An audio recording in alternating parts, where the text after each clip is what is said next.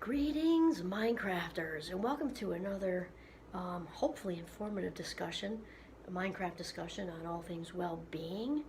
And my name is Kimberly Quinn, and today I'd like to actually continue our conversation from earlier, which was about the scarcity mindset. And I didn't think I could do it in one, especially if I'm trying to keep them under 15 minutes or at 15 minutes or less.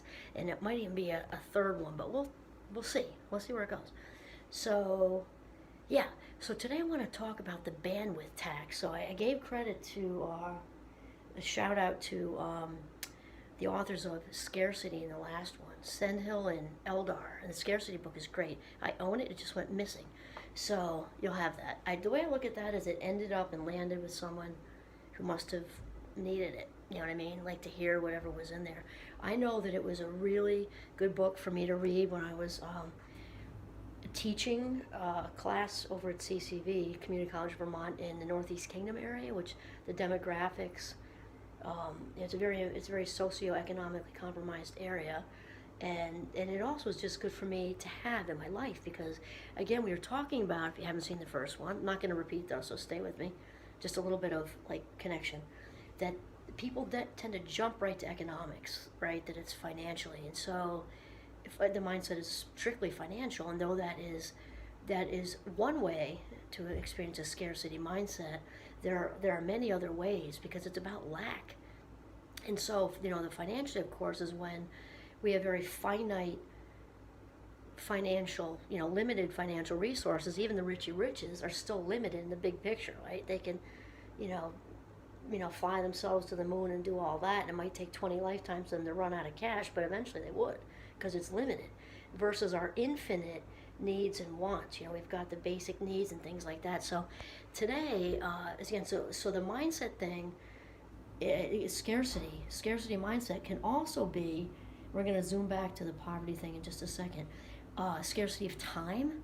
Those who are perpetual over busy people, which might be a coping mechanism, because emotional runners can be, we call them workaholics sometimes too, where they're just, it's just easier to stay at that level of busy and then not feel ever or very rarely. There's also, like I think like the stock market and addiction to the next fix of commission. There's that, and there's also a single parent who's short on time because they're doing everything they can to work, 2 or maybe even 3 jobs, and they're very short of time. Or 2-parent families who maybe they're both flying around working, trying to make ends meet. So there's the reasons for the over busy thing, right? The combinations of all kinds of things, and then there's a scarcity, a lack of love sometimes. You all know my backstory. I had some love. I had an awesome grandmother and felt and sort of sought out very good people. And my dad, I got love from my dad. My dad was just confusing because I got a lot of love from my dad, and he was also physically and emotionally abusive at times. That was a little confusing, and I got next to nothing from love from my mother. And I'm not saying that with blame because I'm way past that. I'm just being descriptive. So from your mother, it's going to have some wounds with that, some deprivation stuff. So that's lack again. And I told you about, the overdoing of Christmas when the kids were little. So a lot of it was just fun and exciting because it's fun to watch little kids open stuff. And part of it was I still had some wounds that were leaking a little bit, leaky wounds, still bleeding a bit. And so that overdue was, for that reason. And people can have a scarcity of self-esteem. So we talked about the toilet paper going missing during the Rona. So some of that was financial, but not all of it. We have these other needs, the shortage of time, the shortage of love, or the lack of love, lack of time, lack of self-esteem. There's all different ways. Also, why diets don't work. We told you that because it keeps us stuck in deprivation. And we also talked about how scarcity can be efficient in the short term because it's this all hands on deck survival thing, right? So that's what we're going to talk about this next. Okay, so now back to the basic needs. Abe Maslow, love Abe, is one of my favorite psychologists, the other one being Viktor Frankl, and he came up with a hierarchy of needs long time ago, and it's just so true because the idea with talking about scarcity mindset with poverty, I think Obviously there's all the ways you can be impoverished and it affects you physiologically, and then that mindset stretches way past that. So let's go straight to, oops, maybe I should go like that. Maybe that's going to screw up the camera. Let's not do that. Okay, so on the bottom, we have the physiological, right? So that's your water mainly. You can die after about 3 days of not having water. Food, also sex is there. It's meant as a reproduction thing with Abe, though, because we're talking about basic like needs, like for the population. So food, water, sex. Safety is the next one. A little bit of overlap between 1 and 2. So that's like that you're fireproofed, that you don't have an abusive partner, that there's not unlocked loaded guns in the house. There's all different ways to not be safe. You got somebody loose out there that's domestic rager, you said. All kinds of ways the house might not be safe. Also, if you're on the verge of eviction. So the idea with Abe's hierarchy, my finger, is that it is a hierarchy. So it means without the physiological needs met, without water, we can think about not much else. Then after that, food. When we're hungry, we can't think about going dancing Saturday night. Can't do it. And then down here, I have little pyramids, because if somebody has kids, not only do they have their own physiological needs, they've got their kids who hopefully they would put first. So that's a lot of pressure. So stay with me here, because the poverty situation is huge. So physiological, safety means you have a dangerous partner, lead paint, can't afford fire alarms, maybe in a mobile home, little tiny windows, can't get out, apartment building 10 flights up, landlord hasn't fixed the fire escape, that kind of thing. And then after that, we have love and belonging, because we all need love and belonging, though we can't be in that place of filling those needs if we're about to be evicted and we have food insecurity, right? And then we have self-esteem. This is where we get, the feel-good often from work, or maybe being a really good adult daughter taking care of parents, maybe a really good mom taking care of little kids, maybe volunteering. Often we get a lot of this from our workplace, but it doesn't have to be that. Sometimes it's being the mom or dad, or mom and dad, or dad and dad, or whomever you did not have growing up, and now you're this awesome parent and the kids all want to be at your house, that sort of thing. And then self-actualization, that is our sense of purpose. So, when we really find we're in the flow, because we love what it is we're doing. Again, often work, but it can also be, volunteering, doing mission work, whatever. But this means you are in the zone, like you have found what you were put on this earth to do. Kind of like me with teaching and my well-being role. I feel so in the flow. But you can also come in and out, because life happens, right? And then the sixth one, well, you don't always see the sixth one on Abe's hierarchy, but in his original, it does have it. So self-transcendent is cool. That's when we sort of realize that that our purpose on this earth is bigger than we are. So I think of Martin Luther King, Mother Teresa, that sort of thing. And I also remind students that doesn't have to be, we can transcend without it being on the Martin Luther King, Mother Teresa level.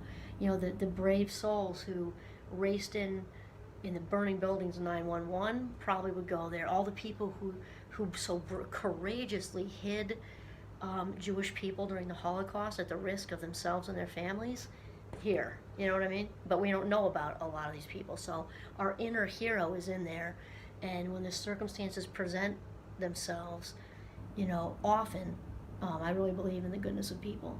Often people's goodness is revealed, and somebody important said that, and I forget who.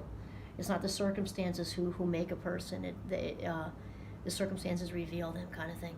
So the hierarchy of basic needs is a huge point here, because as far as a scarcity mindset, because we've got all this, we cannot think about love and belonging, going out with the girls or going out with the guys, bowling or out for a margarita, or whatever the sense of hanging out with your sister or whatever. We can't think about that when we're here. And the lights are about to get shut off, we're about to be evicted, and we don't have food, and we're going back and forth to the food shelf, and the food stamps ran out. That's the whole point. And then the whole rest of it with guns and dangerous people and dangerous houses or whatever, all the way up and then to self-actualizing. You're not worried about, you're not concerned with finding your purpose in life again when your kids are hungry. I mean, and there are no diapers in the house, such and such and such.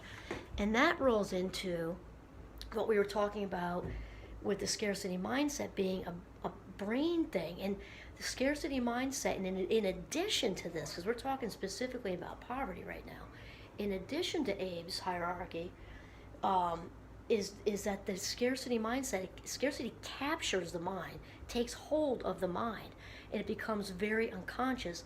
And the reality is the unconscious drives the bus.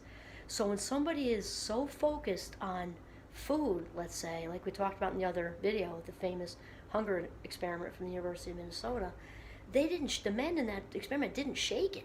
They were focused on menu, like obsessed with menus and talking about food and restaurants and prices and going into the restaurant business and agriculture and all magazines with ads with food and everything. And so when the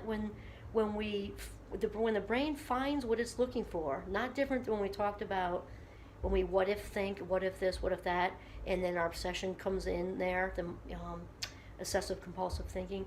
It's like giving a dog a really good steak bone. The brain's like, I found it. So it's not different with the scarcity mindset, because it captures the brain and it leaks into our relationships. We'd be trying just to read a book to our kids, and you just can't. We're on automatic pilot, we just can't do it. We're trying to be creative. We're trying to get through our work day, because it throws the scarcity mindset captures our minds so much that it throws a gigantic wrench in the executive functioning system, which is our big thinking stuff. So it's our planning and organization. I don't just mean I'm going to be a doctor when I grow up or whatever. It's taco night, it's grocery shopping. You might go 6 times to the store because you kept forgetting. You went there for trash bags, came back with 2 bags of stuff and no trash bags. You keep doing it over and over again. Lots of wasted life minutes. I mean, we all have moments when we lose the keys or something, but this is different. This is just, what am I in here for, like over and over again, which happened a lot during the Rona. At least for me it did, I know. So it's organization, it's planning, it's decision making and judgment. Think of all the judgment calls that we don't handle well when we're in the scarcity mindset. And so remember too, we're talking about poverty this minute, but it's also when we're deprivation based, when we're shame based.